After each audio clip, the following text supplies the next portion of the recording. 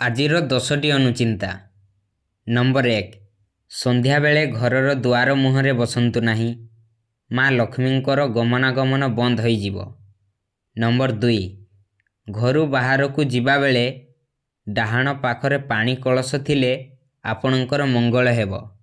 Number 3, କାହାରି ଘର ବା ଚଉରା ପ୍ରତିଷ୍ଠାରେ ଯଦି କଉଡ଼ି ଏବଂ ପଇସା ପାଆନ୍ତି, ତାକୁ ଆଣି ଆପଣଙ୍କ ପଇସା ରଖିବା ଜାଗାରେ ରଖନ୍ତୁ। ଏହା ଆପଣଙ୍କୁ ଆହୁରି ଧନୀ କରିଥାଏ। ନମ୍ବର 4, ଯଦି ଆପଣଙ୍କ ପାଖରେ ପଇସା ବଞ୍ଚୁନାହିଁ, ତେବେ ପକେଟରେ ବା ପଇସା ରଖିବା ଜାଗାରେ ବେଲପତ୍ର ସହିତ ମନ୍ଦାର ପତ୍ର ରଖନ୍ତୁ।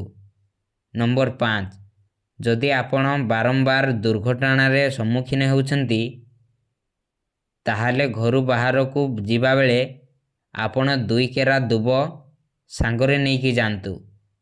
ନମ୍ବର 6, ଘରୁ ବାହାରକୁ ଗଲାବେଳେ ମୁଣ୍ଡରେ ଟିକେ ଚନ୍ଦନ ଲଗାଇ ଯାଆନ୍ତୁ। ଆପଣଙ୍କର କାମ ଜୟ ହେବ। ନମ୍ବର 7, ଝାଡ଼ୁକୁ ସବୁବେଳେ ଶୁଆଇ ରଖନ୍ତୁ ଏବଂ ଲଚେଇ ରଖନ୍ତୁ।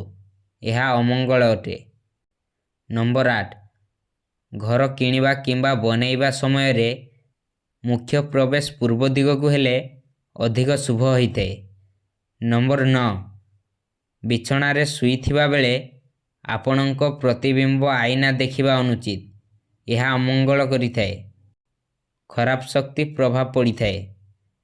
ନମ୍ବର 10, ସନ୍ଧ୍ୟାବେଳେ ଘରର କିମ୍ବା ଦୋକାନ ଲାଇଟ୍ ଜଳାଇ ସାରି ଭଗବାନଙ୍କର ନାମ 3 ଥର ନିଅନ୍ତୁ ଏବଂ ପ୍ରମାଣ କରନ୍ତୁ ଏହା ଶୁଭ ହୋଇଥାଏ।